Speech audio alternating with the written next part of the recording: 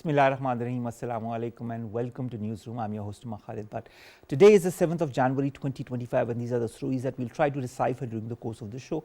We'll begin, ladies and gentlemen, with the Digitalization Pakistan Act that was of course put into the parliament in December last year. But it's a very important act. Why is it very important? Because it has many dimensions to it. It has a very important dimension of digital security. It has a very important dimension of making organizations that will oversee digital security of every single citizen as well as the organizations. It has many different sub platforms and other important achievements that it could move forward towards, given the right circumstances and the right boost. This said, that is why we are talking about this as our first story, because this Nation Pakistan Act, Digital Nation Pakistan Act, is a new chapter as far as Pakistan is concerned, Pakistan's digital arena is concerned, and Pakistan's digital security is concerned. This is going to be our first segment. Our second story, ladies and gentlemen, concerns the Middle East situation. Today is day 457 of the Israel-Palestine conflict, but of course the number of casualties keeps on increasing, the number of injured continues to increase, as well as the bombardments, as well as the aerial firing, as well as the killing and the butchering by the Israeli forces on the hapless Palestinians, and to add to their misery as far as the lack of food, water, medicine and proper shelter is concerned. This and more will be discussed in our second segment. Then we are going to talk about Justin Trudeau, the Canadian Prime Minister, who has announced that he is going to resign as Prime Minister after a period of 9 years. 9 important, interesting years, but now of course bowing to pressure, he is going to resign. We'll highlight some of his achievements during the course of this third story. And finally, we are going to talk about the Pope, who has named for the first time an Italian sister to lead a major Vatican office. This is the first time that of course the Catholic Church has announced this nomination of none of a lady in such an important post, and that is why we thought it would be important to highlight this. This is going to be our last story. Let's begin with our first, and that concerns the Digital Nation Pakistan Act that was introduced in the parliament in December 2024, but it has many different arenas to it, many different chapters to it, many different plethoras to it, and many different interesting aspects to it that could not only emphasize Pakistan's digital arena but also secure it. We've been joined by Dr. Usman W. Chohan. He's a senior economist to highlight this. He has written one of his books that he has written, of the numerous books that he has written, is in fact on this very domain. So we are very proud to have him in the studios with us. Thank you very much, Usman, to have joined us. Thank you. The government is focusing on the promotion of information technology and the digitization to keep pace with the world. A lot of other countries have followed, and Pakistan wants to follow suit as well. In December, the government, as I said in the beginning, presented the Digital Nation Pakistan Act, which aims to secure digital identities for citizens and also strengthen the provision of online services. How important is an act like this in your point of view for a country such as Pakistan, and what are the contours of this act that you feel are extremely important in the 21st century for a country like Pakistan?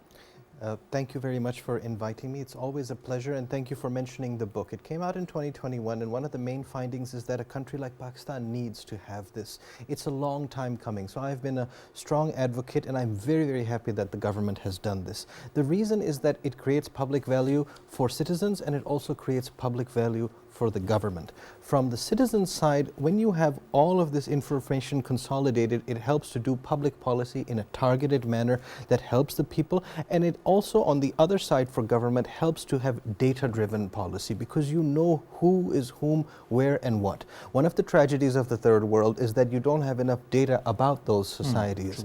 You don't know how things really work, who lives where, does what. With this kind of system, you will have that possible in a very cost-effective manner to be able to actually deliver public value where it is needed. And if you look at the countries that have things like that, they range from the big emerging markets, which is a family you want to be in, all the way up to the developed nations, which is also a family you want to be in, because they have this digital identity working around the key drivers of how to create value for the people, such as service delivery, such as giving important information to the people, such as knowing where policies need to be implemented, how and at what timeline, how society is changing in real time. These are all possible with such a standardization, compilation, and then usage of data analytics. All right, let's talk a little bit about the objectives of this act. It aims to establish secure digital identities for citizens. I've talked about that. For delivery of online services, you've also highlighted that. Facilitate economic growth, create new opportunities for both the domestic and foreign investors. Aims to enhance transparency, accountability, efficiency within the government, ensuring online security, contributing to the establishment of a safe digital society, guaranteeing national development, elevating Pakistan's role in the global digital forums and partnerships. Which of the objectives do you feel are more important, or are they all equally important for Pakistan? You can rhetorically say they're all equally important, but you and I will agree that the most important thing is the citizens of Pakistan. And therefore, the areas where it addresses citizens' requirements are, I think, undoubtedly the most important, where they're able to have their voice articulated just through their demographic presence, which is known, recorded, and then used for policy delivery. The second is that we have long talked about having digitization as a factor. Digitization really boils down to this, because what you have is sets of disparate data in Pakistan, not conjoined. FBR has something of yours, the FIA will have something, etc. The SBP, the private banks, but to have something that is at the root of all this, that merges things together, is very important. And I'm glad you also mentioned, because this is not considered enough, the FDI portion of it, because you have to have multinationals know what size of market they're dealing with. How can you splice it by gender? How can you splice it by age groups? How can you splice it by urban versus rural? Those are actually very valuable points of data, and oftentimes people just declare things up in the air without any empirical backing. This is that empirical backing that we need for investment, which is not just foreign, actually, it's also domestic investment is optimized through this knowledge. Now, as per the vision of this act, the data of every citizen is going to be safely integrated in a central platform so that better services can be provided to the citizens. How can this safety be ensured in your point of view? There's many ways to do it, and I know that the government has thought carefully about that, because the risk is enormous.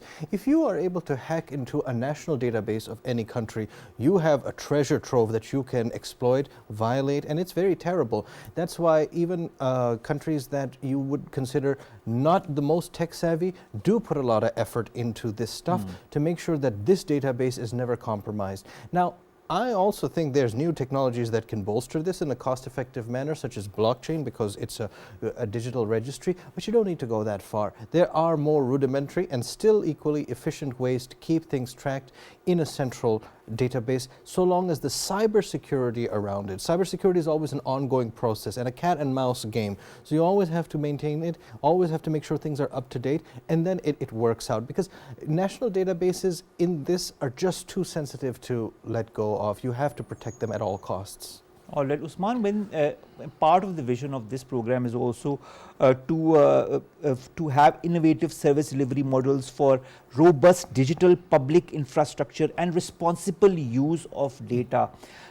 Do you feel our new generation, or those who will be involved in this new act or the implementation of this act, also need to be properly trained in the different maneuverings of digital data, so that things move along or are streamlined properly? Absolutely. At CAS, where I work normally, there is a lot of work done on cybersecurity, and one of the findings is that most countries don't have a sufficient awareness of cybersecurity, and that includes Pakistan. And for that, you have to have that promotional awareness, which is two parts. The general awareness needs to exist that this is something valuable and therefore must be protected. Citizens have to know that.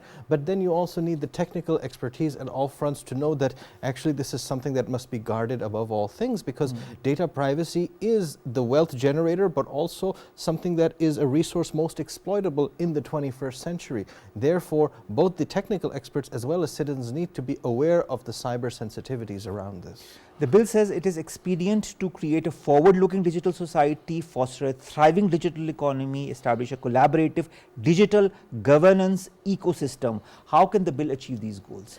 The bill is quite comprehensive in the sense that it looks at both the economic elements as well as the governance elements. You can actually split that, although they are synergistic. The economic elements involve how you will have access to credit, how people, you can look at their economic histories, how buying purchases happen, so especially if it's integrated with things like FBR and SPP. Look at how things are moving in terms of economic activity, which helps with public policy, even optimization of policy rates, things like that at a very advanced level can be done with the data analyzed properly. And at the same time, the governance elements in terms of transparency, so it's much easier to track how delivery of things is happening, and therefore saying, well, some parts are doing better than others, and looking at comparative analysis of the various portions of machinery. All of that is done better through a digital framework, and the bill looks at that. Of course, when you look at bills like this, there is that buzzword element, and you'll have innovation, governance, sustainability, etc. But behind that has to be the spirit, and I believe that that is reflected.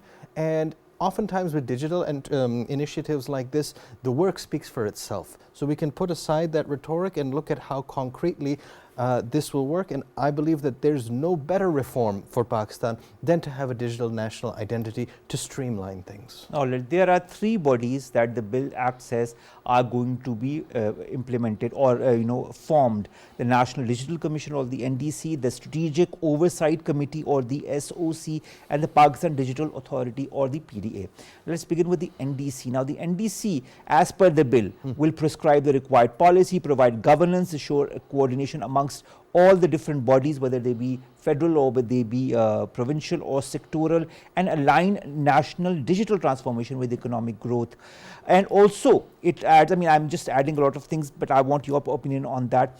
It will also have to approve the National Digital Master Plan and the implementation plans, provide a strategic direction and governance to the PDA, that is the third body, and coordinate with all the relevant governments as well as the sectoral bodies to ensure a unified and collaborative approach to digital transformation. How can all of this be streamlined in an effective manner? Yes, there is a lot of terminology there which may seem abstract, but one way to frame this is in terms of Pakistan's solid track record on certain key areas where coordination was required. An example is the NCOC, which happened during COVID, and that became the nerve center for how you were going to do targeted interventions. And so we didn't have to do sweeping measures that would affect the people in a negative way. For example, you had smart lockdowns and things like that. It's sort of the same element here, where if you have a nerve center for this digital master plan, you can actually see it happen appropriately and on time. The digital master plan emphasizes that there are stages to this. You can't have it overnight, and therefore you have to make sure that all steps are followed.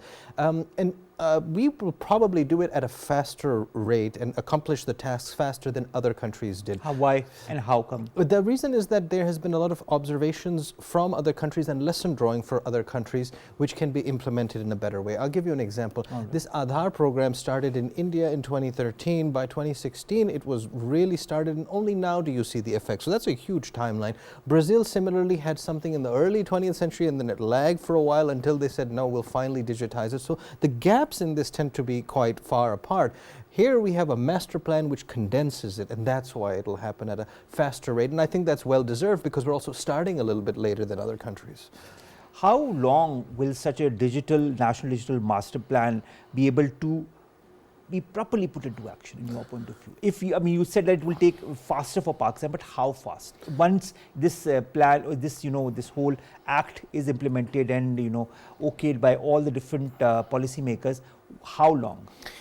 I think that irrespective of what the master plan says, we should look at it as a 5-year horizon. That is my personal view on this, because they're hitting the ground running, and a lot of the infrastructure that is needed for this already exists. It's just a consolidation effort and a digitization effort. So because you have all the right raw materials already, things in disparate areas, we all have CNICs, a lot of the stuff that's needed is there, but the compilation of it, within 5 years you'll see that, and after that there's a lot of follow-up.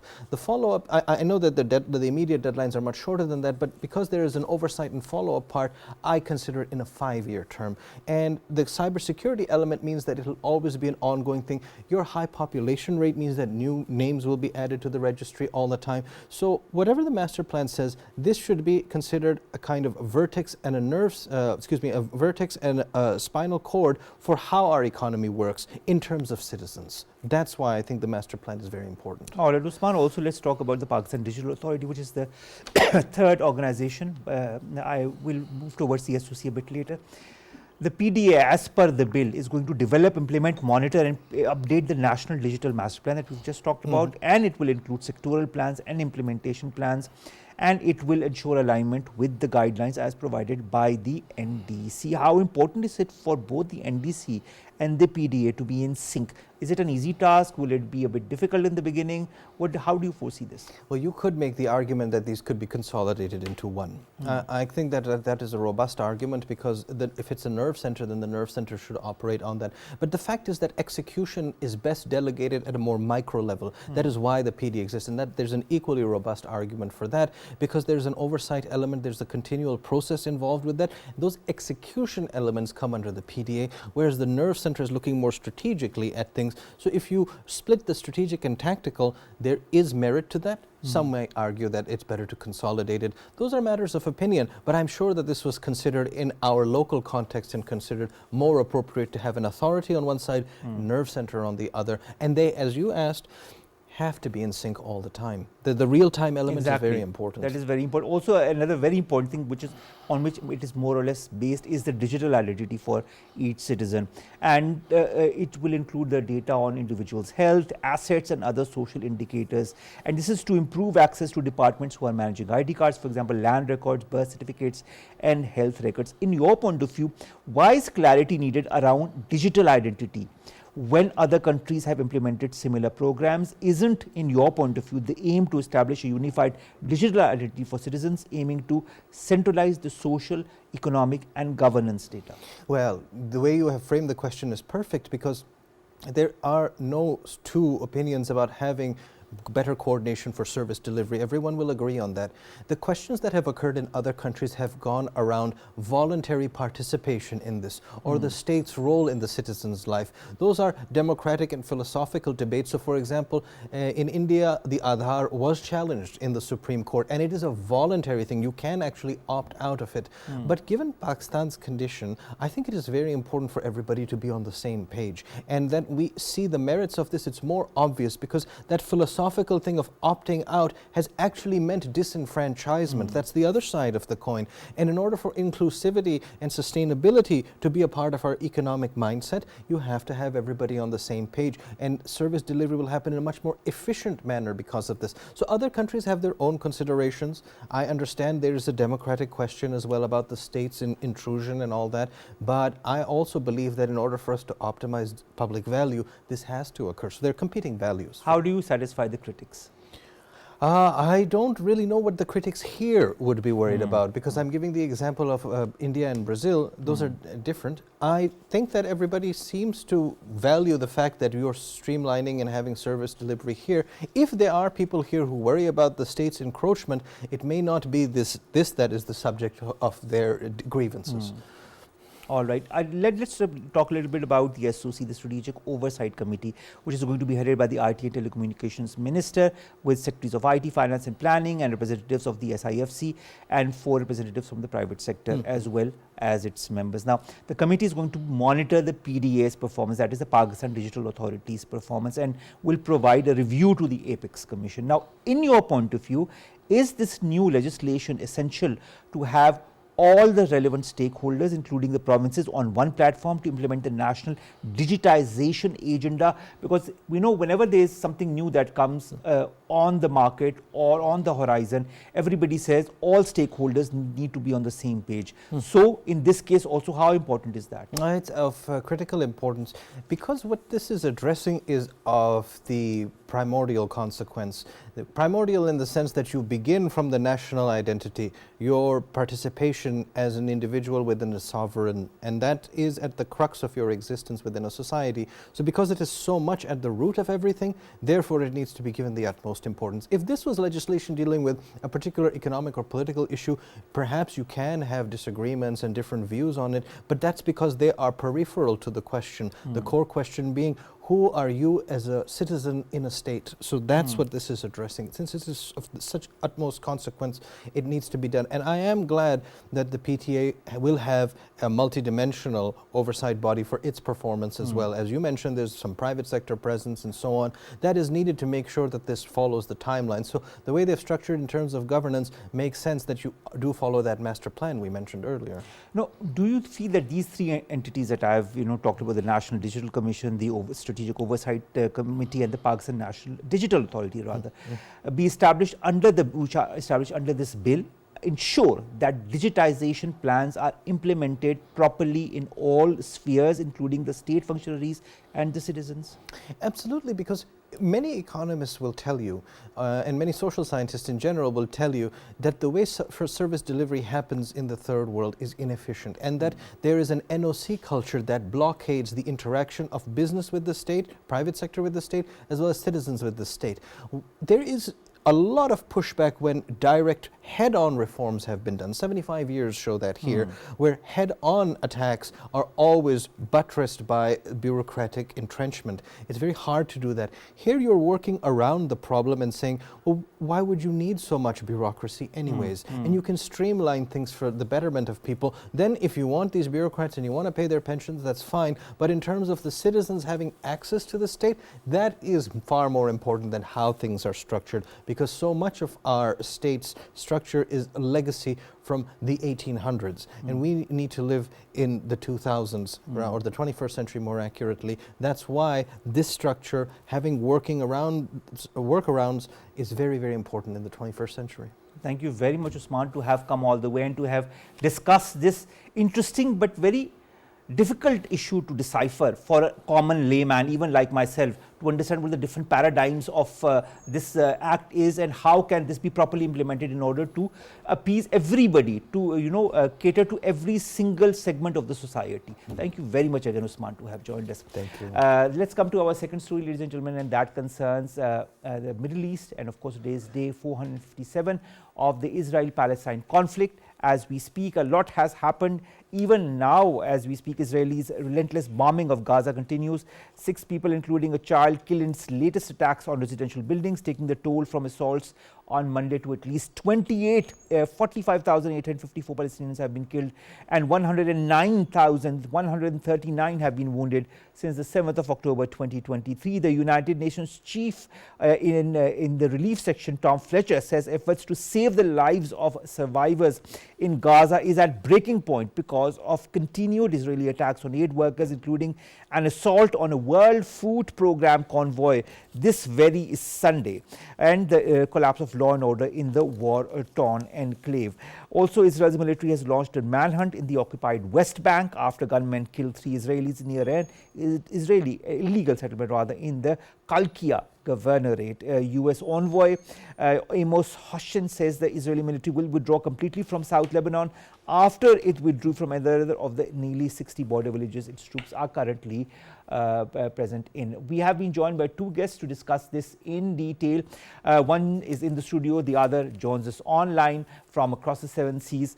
We have Dr. Farah Naz, the foreign affairs analyst and expert, right here with us in the studios. Farah, thank you very much to have joined us. And we have Matthew Bryza, who is a former ambassador, White House, and senior State Department official, who joins us online. Matthew, thank you very much to have joined us as well. Let's begin with you.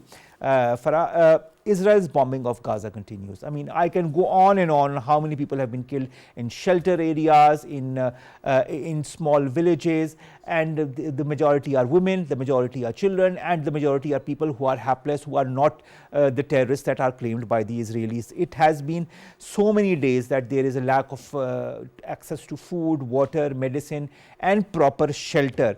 8th baby has died of hypothermia, that is because of the cold. There is not enough shelter or enough clothes to warm the child in. What are you foreseeing? What's going to happen? 457 days, Farah. What is going to happen in the next couple of weeks? Thank you, Omar, for bringing this important issue to the show. Well, if we look into the Israeli leadership, how they are looking into it, what are their comments on? They just said it's not the end of the war, it's the beginning of the end. Which is very interesting to note that still they think that it's the beginning of the end. They are looking beyond this war, this genocide, whatever they have done to the people of Gaza. So far we all are witness to it, that the lives of women, children, like anyone, like even if we look into the religious distribution, churches have been destroyed, mosques have been destroyed, people who are serving with the United Nations, they have been targeted. But still, like, this satisfaction element is not coming to the Israeli leadership, where they say enough of the damage we have caused to the people over here, and they have whatever they wanted to achieve, they have already achieved it in terms of, you know, destroying all the infrastructure, destroying the life of the people in Gaza. Now, if I look into the October 7th scenario and through which all of this developed, this was the story of Hamas and Netanyahu and Israel in particular. So have they targeted all Hamas leadership? Yes, they have the potential, they have the capability to hunt them down, to target them. They have done it, and they have shown it the way they targeted them in Iran and even in elsewhere as well. So if they want to target them, they can do so. Why there is a need to kill so many people? Why there is a need to bring all the buildings down and make it like a graveyard? What is the point of that, where even the dead bodies in the cemeteries are not safe anymore? So this kind of ask me to question, is this their objective, to target Hamas, or their objective is beyond it? To me, it's beyond it. They just want to clean the territory of Gaza from the people of Palestinians, and they just want them to either run away, which they unfortunately cannot, because all borders have been shut down on them. They cannot flee. So then I think about whether the objective is to kill them altogether, then what will be happening? Because now I can see even they are putting pressure on UNRWA not to provide help and support to the people who are affected in this genocide. So this takes me directly towards thinking on the lines that they want to clean this territory from mankind. So probably they want to bring people of their choice, who they're going to settle down in Gaza and who is going to live their life according to the dictation they receive from Israel, rather than you as a people in Gaza or Palestinians who demand their rights, their freedom of speech and all those things. That is the due right of any person who lives under the sovereignty of a particular territory. So they do not want to acknowledge that. This is what I can foresee at the moment. So the greater plan is in place, and it is moving along as per the directives of the Israeli government and the Israeli lobby. Matthew, in all of this conundrum, where do you see the peace deal between Hamas and Israel? There is one on which talks are going on for a ceasefire in Qatar, and there is also talks of, there have been rumors that 34 captives will be set free by the Hamas side, which will be mostly consisting of women and children, or maybe the elderly. And at the same time, we have Israel that is denying that. Then comes the whole point, the sticky points as far as these ceasefire agreements are concerned, whether it be on the captives, the end of the war, Palestinian prisoners, or the return of Palestinians to their homes in Gaza. Both the Hamas side or the Israeli side are not really looking at the same page when it comes to these points. What are the expectations this time from the ceasefire deal? Yeah, thank you, Omar, for letting me be here with you and together with Farah. I'm honored to be with you. And nobody knows what the expectations are, what the likelihood is. There's hope. As Secretary of State Blinken said, he hopes that the ceasefire will be reached within these next 2 weeks, which means, while he's still the Secretary of State. But I have to say, he doesn't sound particularly optimistic. And you outlined what the sticking points are, right? How many of the 34 hostages actually are alive? Hamas has asked for more time to identify and gather up the hostages.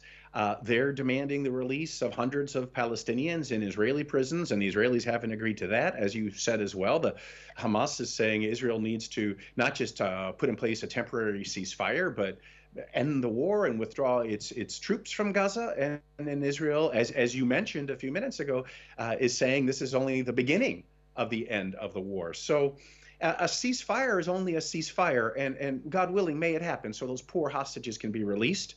But it does seem, based on everything you and Farah were just discussing, that Israel maybe doesn't have a strategic goal. It has for sure, in my mind, a quasi or a half strategic goal, which is to make Gaza uninhabitable. You wouldn't destroy the healthcare system so systematically. You wouldn't make it impossible for the Gaza Palestinians to get dry mattresses, tents, food aid. You wouldn't systematically destroy so much of all of the infrastructure in the buildings if you believe that the Palestinians would need to rebuild their lives in Gaza.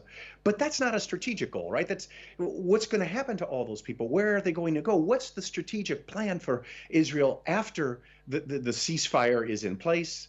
I don't know, and I don't know that they know. I think that Israeli policymaking is a battle between the more extreme members of Netanyahu's cabinet, like Smotrich and Ben-Gvir, and others who realize, oh my gosh, this is a human tragedy, this war in Gaza, and it's destroying Israel's reputation and therefore strategic position globally. And that's just Gaza. There's also the West Bank, where it does seem like the plan right now is for Israel to make life as uncomfortable as possible for the Palestinians in the West Bank and expand Israeli settlements.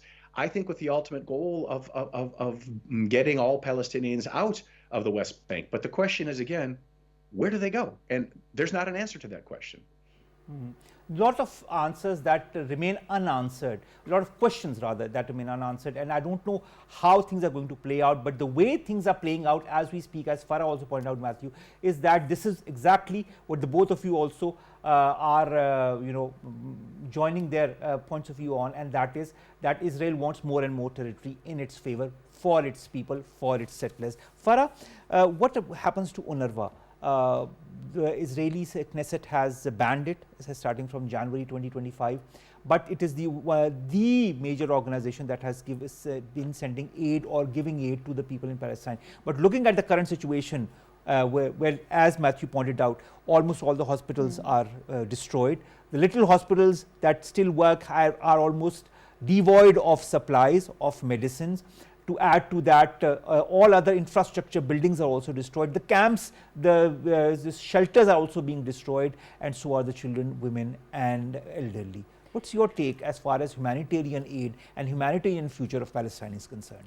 Well, it's not only about UNRWA, even journalists are targeted the same way. There's a large number of people from the media sector across the world, they have been targeted. So I think we all agreed upon that it's not a plan where they're talking about how to target Hamas over there. It's the elimination of the people in Gaza, and then trying to establish something which is per the desire of the Israel over there.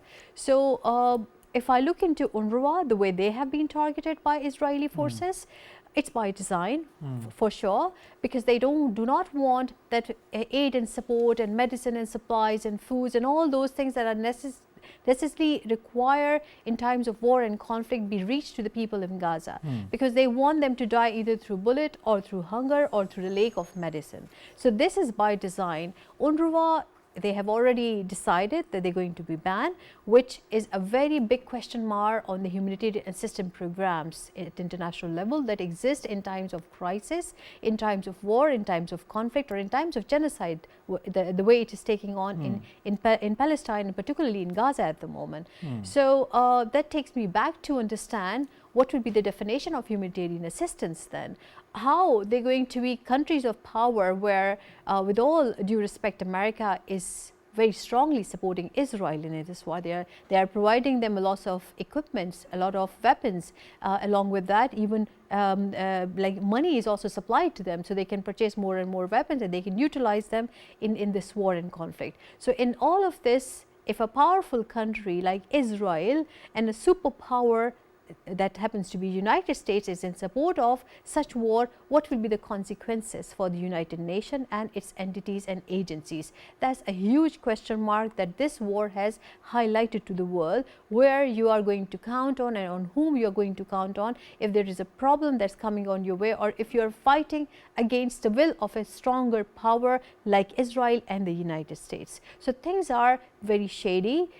This is leading towards lots of questions to be raised and to be answered by all these powerful institutions and humanitarian assistance programs. They have to revisit their schedules, their agendas, and all their clauses that they have introduced for the people like Gaza, whose life have been affected. What I can see in the future, I don't see any aid coming their way. I don't see any humanitarian aid, even medical aid, and all those sort of supplies that are required by the people in Gaza. So their life is going to be affected more and more. Like whatever we can see now is going to be multiplied 10 times or even more than that. Who is going to rescue them? Is it going to be some other entity who is going to come down from probably some other planet who is going to rescue them? Because on the earth I don't see any entity who is in a position to help and support them and to rescue them from these genocidal acts of Israel, what they are committing against the people in Gaza. All right, Matthew, if all the organizations are inefficient, where does that leave the United Nations and its other agencies like the ICC, like the ICJ? We all remember how the rulings of the ICC and the ICJ as far as the Israeli leaders or this labeled as genocide, whatever is happening in Palestine. That is why soldiers are, evacuating or running away from other countries where this law could be applicable of the ICC or the ICJ. But my broader question is, what is the efficacy now under the current circumstances of the United Nations, its sister organizations, the ICC and the ICJ, and how can such organizations be put back into the limelight as far as working towards proper humanitarian rights is concerned? That's a gigantic question. I think the answer is that the UN is really broken. And number one, when it comes to the ICJ or the International Criminal Court, a little bit different, but they have no enforcement mechanisms. And the same with the United Nations and the Security Council, there is no enforcement mechanism. So even though the resolutions of the Security Council are the highest expression of international law, often those Security Council resolutions simply go ignored and unenforced. I spent much of my career in the South Caucasus. I was the U.S. mediator of the Nagorno-Karabakh conflict, and there were 4 resolutions passed in the 1990s demanding something happen, Armenia withdraw its troops from Azerbaijani territory, and they were simply ignored for decades. And so here, or in Turkey, for decades, on the agenda of the United Nations has been UN reform. And here in Turkey, President Erdogan has a slogan which is that the world is bigger than 5. And obviously what he means is that the 5 permanent members of the UN Security Council have way more power today than is merited. They're the 5 biggest powers in 1945 at the end of World War II.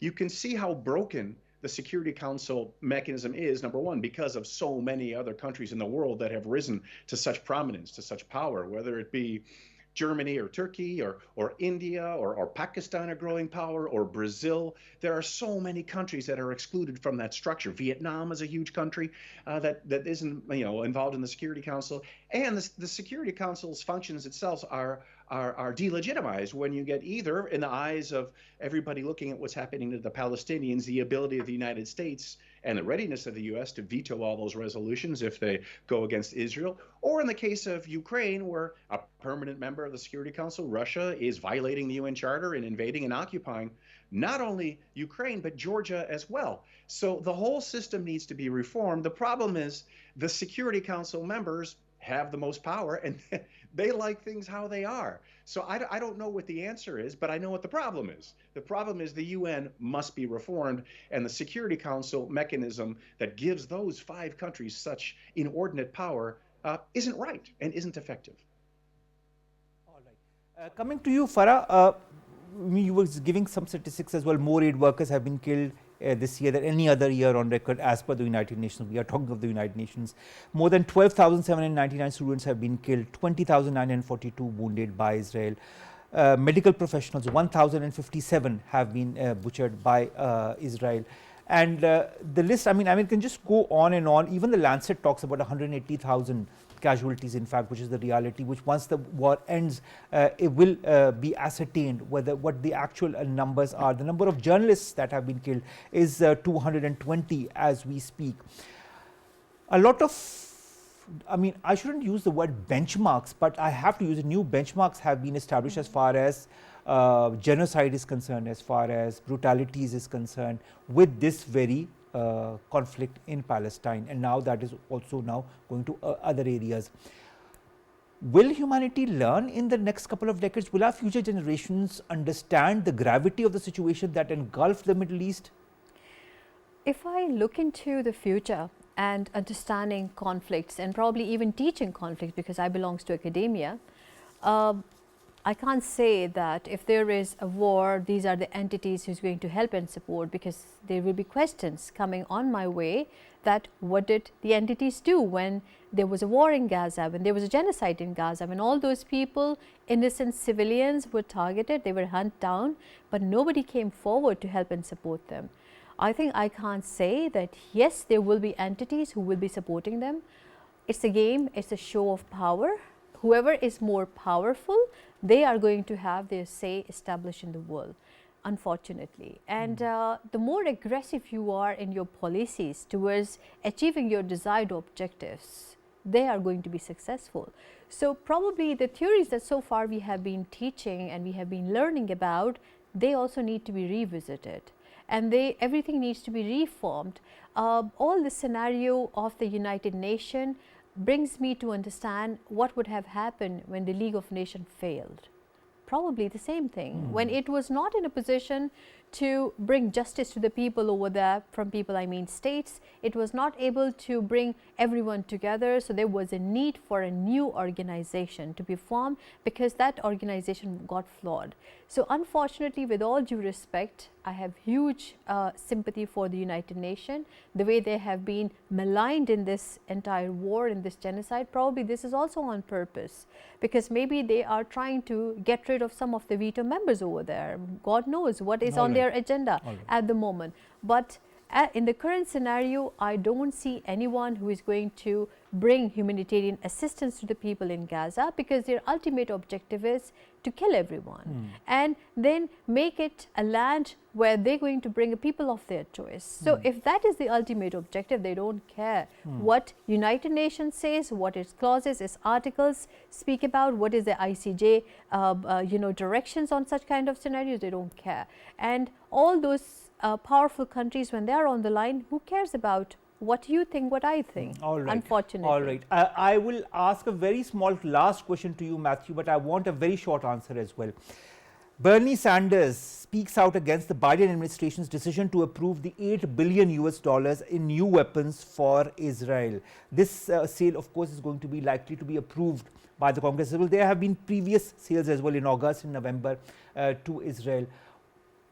As somebody who understands the current situation, what's your take on this? Well, Bernie Sanders is a maverick. He's sort of a Democrat, but he's an independent, and he speaks his mind. And obviously, he's well known as one of the leading American Jewish political voices. And he's speaking the obvious truth.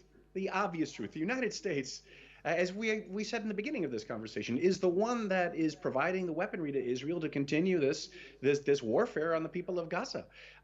President Biden has the authority, has the ability to shut it off, especially when he's a lame duck president. But he's decided to go all in and not restrain Israel at all. So I think my take is, look at what Donald Trump's going to do. He has said that he's going to end the war.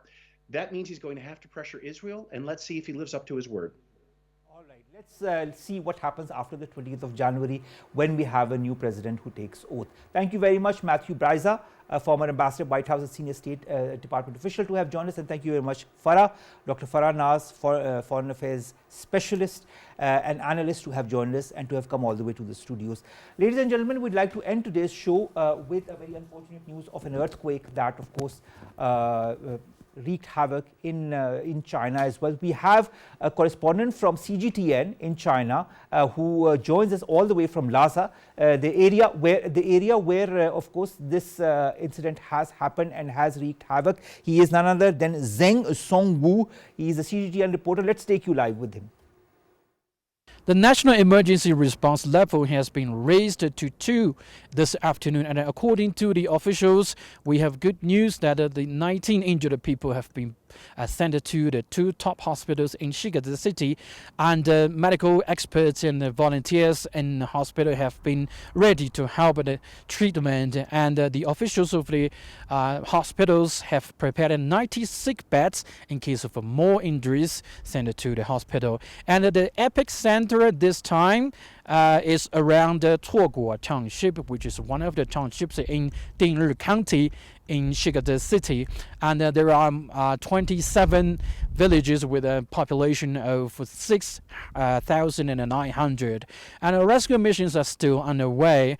And the power supply was restored this afternoon, and the Ministry of Emergency Management of China has dispatched a task force to help the relief efforts, and the Ministry of Finance as well as the Ministry of Emergency Management have urgently allocated 100 million yuan, which is about over $10 million to help rescue missions, search and relocation efforts, as well as secondary disaster prevention. And also the Western China Hospital in southwest China's Sichuan province, which is also one of the top hospitals in China, sent 6 experts this afternoon who have expertise in intensive care medicine, neuroscience, trauma medicine to help the treatment in epicenter. And the Red Cross Society of China has also dispatched more than 4,600 items, including the cotton tents, quilts, as well as warm jackets to help the rescue missions, because it's freezing cold in the evening at the plateau, and the average altitude of the epicenter is about 4,200 meters above sea level, which is also a big challenge for the rescue workers to carry out the rescue missions. And the PLA has also dispatched troops, the first group of more than 750 soldiers, as well as 2 helicopters and 20 rescue vehicles were sent to the epicenter. And 2,200 more soldiers are on standby to help the rescue missions.